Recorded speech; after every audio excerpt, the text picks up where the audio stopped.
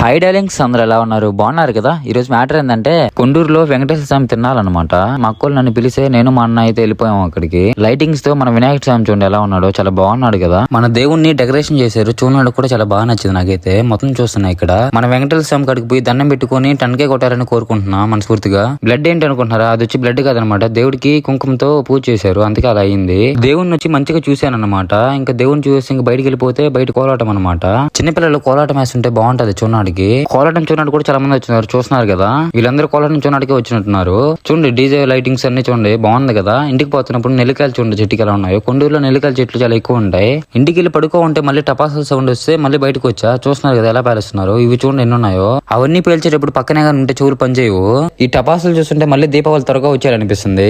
మన స్వామి చూడండి ఎలా ఉన్నాడు, చాలా బాగున్నాడు కదా. స్వామిని ఏదో ఒకటి కోరుకోండి, కన్ఫర్మ్ గా జరుగుతాయి. కొండూరులో ఉండే వాళ్ళకి కాలనీపులు కూడా రావేమో, ఎందుకంటే నైట్ నుంచి డాన్స్ చేస్తూనే ఉన్నారు. ఫాలో చేసుకోవాలమ్మా, ఫాలో చేసుకో. బాయ్.